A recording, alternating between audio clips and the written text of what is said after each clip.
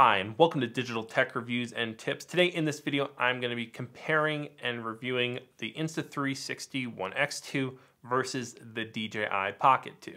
Now, before you start typing in the comments stuff about, hey, these two cameras are like not even the same, why are you comparing them, this is worthless, stuff like that, well, hold on, because these two cameras are very similarly priced, right around $400 or so, depending on which kit you get. And they both have really great stabilization and really about the same size too. So for a lot of people who are looking for small compact cameras that they can do travel vlogging, everyday filming, or just really have a camera on them wherever they go, for under $500, these are probably two cameras that they very much might be considering. However, they are very different cameras. You have over here the Insta360 ONE X2. Obviously, like the name says, it's a 360 camera, so it has dual lenses on it.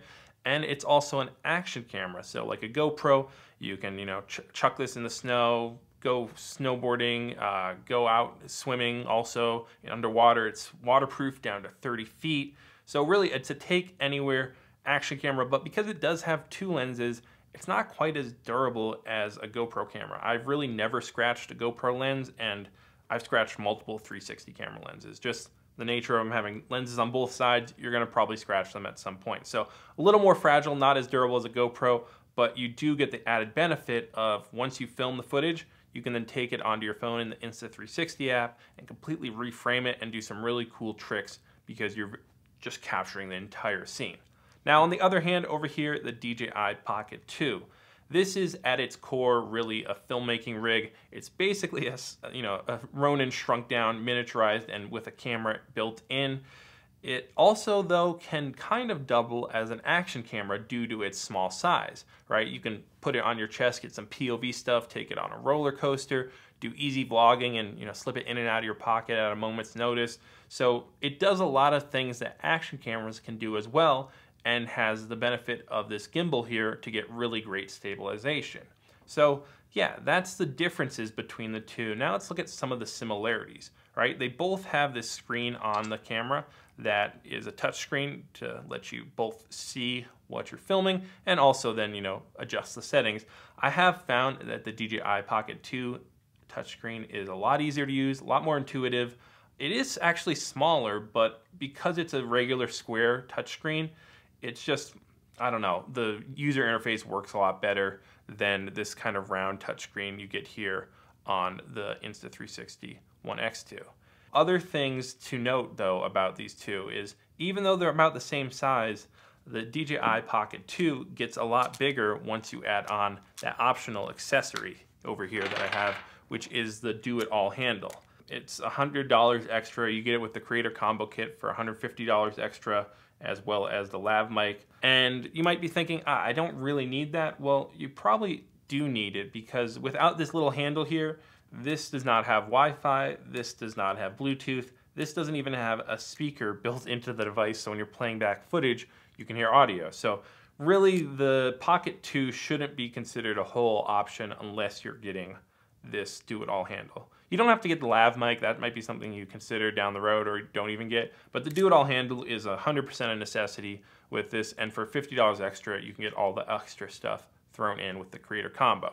Insta360 ONE X2 at this size has a built-in speaker, has Wi-Fi built in, and Bluetooth built in as well. So it's really amazing what they've been able to pack in over here on the small size, where the DJI Pocket 2, you really have to kind of get that a lot bigger before you can get all the same features built in. I'm guessing this is because it takes a lot more battery to run this gimbal than it does to run this 360 camera with no moving parts. So yeah, that's the design and features. Now let's move on to the image quality and some of the shooting modes.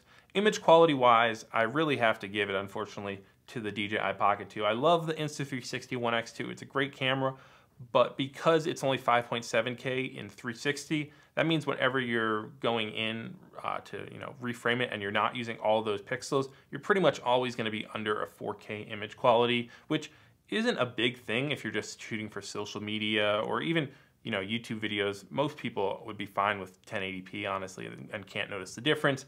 However, if you really want 4K footage and you're working in a 4K timeline, it's good to note that you're probably never going to get 4K out of this camera unless you're doing some tiny planet stuff or super wide angle things. Now the Pocket 2 on the other hand is 4K, but whenever you want to do HDR stuff, it will crop in, and you also don't have the ability to reframe and post like you do with the Insta360 ONE X2. Now, the modes, they actually have a lot of crossover here on these two cameras. You have hyperlapse modes on both of these, you have time-lapse modes, you have video, you have HDR modes. The photo modes on both, I'm not even gonna bother talking about because they both absolutely suck pretty much. The Insta360 ONE X2, I think gets the edge in the amount of modes and the cool things you can pull off with it. You know, if you're familiar with these cameras at all, you know the DJI Pocket 2 has a thing called quick shots, which basically you pair it with your phone or plug it into your phone directly, and then you're able to kind of use a template of like, maybe it's a slight pan, a tilt, time lapse or whatever, to automatically edit stuff together and create some very cool videos quickly. They're not great videos, but they're cool and they're quick. The Insta360 ONE X2 blows the DJI Pocket 2 away, however, when it comes to this. Insta360 has worked really hard to create these stories or the Shot Lab feature in its app. So besides just going in and post and reframing your shots, doing some tiny planet, tracking faces, tracking people, tracking cars, whatever you want to track really, you also can do some great shots with the Shot Lab. It's really, they're always adding new ones. There's ones like the Sonic Dash, the Star Lapse. They keep adding more. It's hard to keep up. Basically, just go check it out, what they put up on their YouTube channel, and you'll see a lot of examples of what people are doing with this camera, which go beyond just the invisible selfie stick, cool, action style shots. Now that I've laid out most of the pros and cons of each of these cameras, let's actually just go to some of the comparison footage, because really looking at the image side by side is oftentimes the best way to judge which camera is best for you.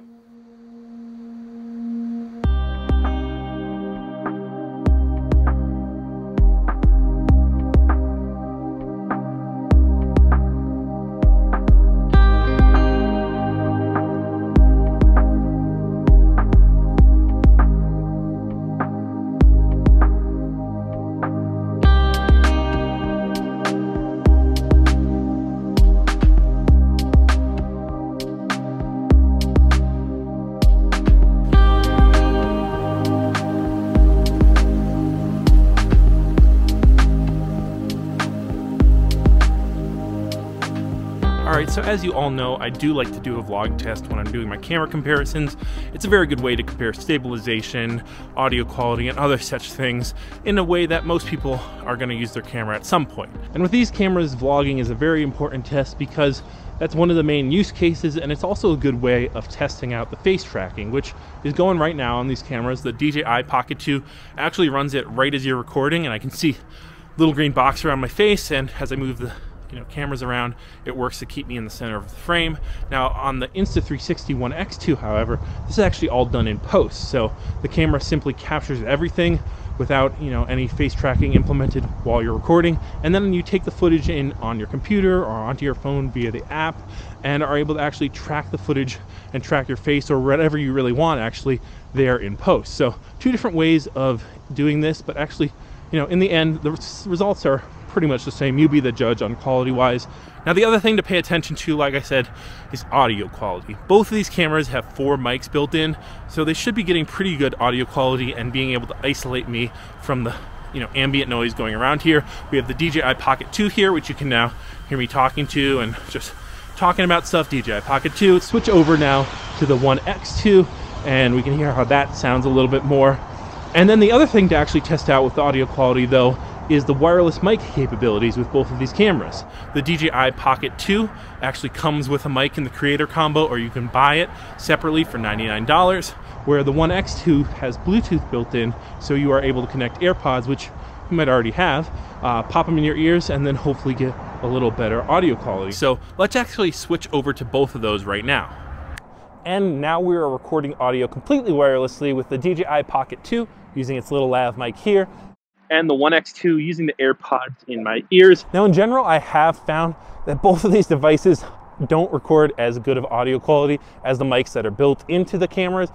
However, in cases where you have a lot of wind, a lot of external noise, or when your subject's a little further away from your camera, using these can be the difference between actually being able to hear what's being said and it's just gone, and you might as well just give up and put it in captions or something like that. So very useful in a pinch, but overall maybe a little overhyped and, you know, not as good as they advertised to be. But that is really it for this vlog test. Hopefully you found it somewhat helpful.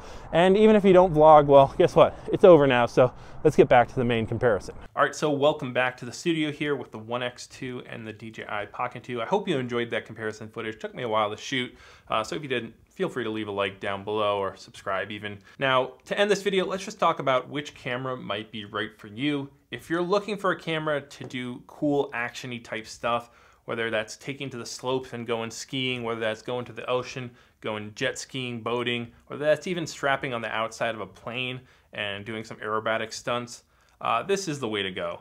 You know, the DJI Pocket 2 is a great small camera. You can put it in a lot of places, but once you start putting it in places where it can get wet, even though there's a waterproof case, or places that it can get a lot of G-force or sudden shocks, it's gonna most likely end badly for you and your camera. The Insta360 ONE X2, while it is, you know, slightly compromised in durability by the fact that it has 2 lenses, double scratchability, added on feature, the fact that it's waterproof down to 30 feet and just really a lot more drop proof than this camera with a little gimbal on top means that this is going to be right for you. Now, if you're looking for something more filmmaking type, this is the way to go. You know, if you want to do product shots, if you already have a camera and you just want ability to get some smooth, you know, fall shots or stuff like that, the DJI Pocket 2 is probably the way to go. If you're looking for a vlogging camera, it's a tough choice. That's probably the place where these two run into each other the most. This is cool because you can get some, you know, invisible selfie stick style shots, and you can use the AirPods in your ears to get better audio.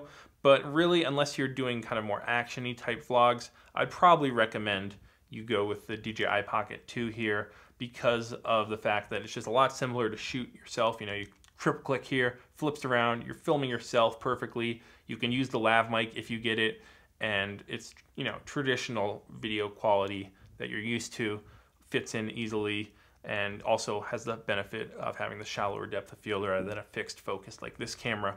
So vlogging, this one probably gets a slight edge, but the cool things you can do with this camera means that if you are a vlogger or you're a social media influencer or whatever, and you already have a, you know, good camera, A camera, and even maybe a B camera like a cell phone or a GoPro or something else, this is really a good option because it's adding that wow factor into your footage that can bring your vlog to the next level potentially, or stand out when you put it in your social media feed and make your followers start messaging you like, how did you get that shot? Because that is honestly the reaction I've had to a lot of shots I've posted with this camera, whether it's just the simple invisible selfie stick style shots, the bullet time where you're spinning it around your head, or some of the weirder like Sonic Dash, Tiny Planet, Star Lapse type things that you can do with this camera. So if you're looking for that one camera that's gonna, you know, mix up your filmmaking, or even if you're a beginner and you don't want to go into more traditional filmmaking and are kind of just looking for